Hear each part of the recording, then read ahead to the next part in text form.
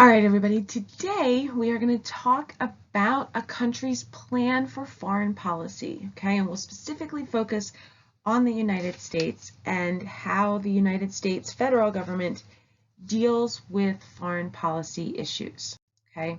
So our goal is to identify what foreign policy is, how countries apply it to everyday life, and our focus today is going to be on the goals of U.S. foreign policy. Okay, so let's start with the basics. Foreign policy is the plan that a country has to relate to other countries, okay, how they are going to deal with other countries and the kind of relationship that they want to have with those countries. And depending on the country, those goals are going to be different, right? We're not going to have the same foreign policy plan for every other country. But what foreign policy does is it sets out a way that a country plans on meeting those goals, right? In the United States, our federal government has a lot of foreign policy goals. We want to promote prosperity around the world, right? We want to promote the success of everyone.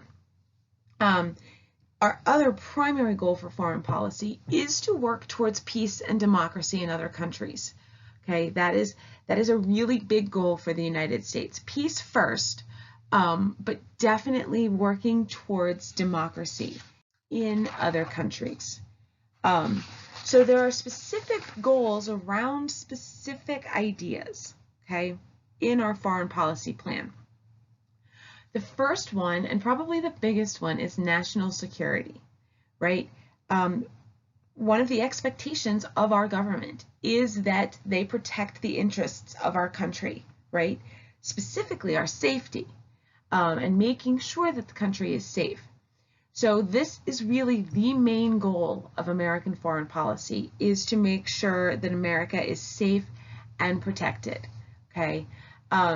One of the primary ways that a country protects itself and a government protects its country is to avoid wars, right? A country does not want to get into a war. That absolutely puts our national security at risk. Okay, so that is really the main goal of American foreign policy. Going hand in hand with that really is this idea of world peace, right? What we want to do while we're avoiding wars ourselves is to persuade other countries to work together to prevent war. One of the primary reasons that we would promote world peace is that if wars develop between other countries, they often have a tendency to drag in other countries. You know, if there is a war between England and France, for example, it would be very possible that other countries would get dragged into that war as well. They might get dragged in because of historic ties that they have, maybe diplomatic ties that they have, right? Agreements that they've made.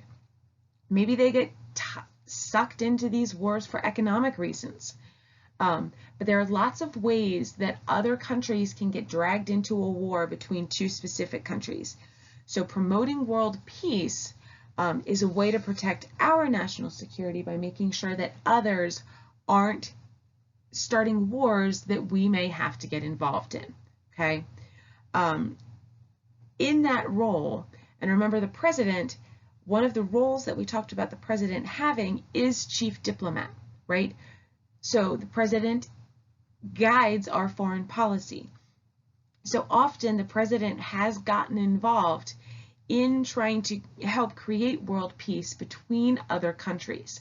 One really good example is Jimmy Carter acting as a mediator between Israel and Egypt in the late 1970s to avoid these two countries going to war.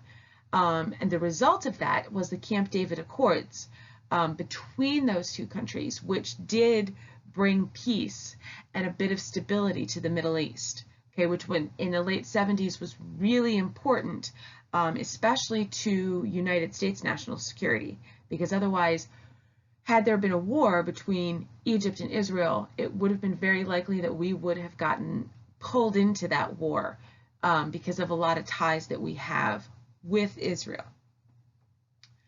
So a third goal of U.S. foreign policy is trade, right? And what we want to do is increase trade with other countries. Increasing trade with other countries has a lot of benefits for both, right? It allows each partner country to get their goods or services that they don't produce at home or don't produce efficiently at home, right? And it also creates new markets for U.S. goods, right? A place for U.S. producers to sell their goods. So increasing and protecting that trade is a really important piece of our U.S. foreign policy, because the more trade that we can have with other countries, the better off our economy is going to be, right? If we have a thriving trade system, it creates jobs. It opens new markets. It keeps prices low and it keeps profits high. And as we have just finished up talking about, we know how important those things are in a market economy, right? So the final goal that U.S. foreign policy really has is to encourage all countries to respect the human rights of freedom, justice, and equality, right? These are things that are really important to us here in the United States. Most people believe, most Americans especially, believe that a democratic form of government is the best way to protect those rights. So the U.S. tries to support growing democracies. It tries to support the formation of democracies in countries that maybe don't have a democratic government, because we know that democratic governments tend to better support human rights. And if human rights are denied, that can be a threat to world peace, right? If human rights are being denied in a country, and the citizens of that country start to realize that and start to fight back and fight for some of their rights, it could lead to war, which could, at some point or another, force the United States to get involved.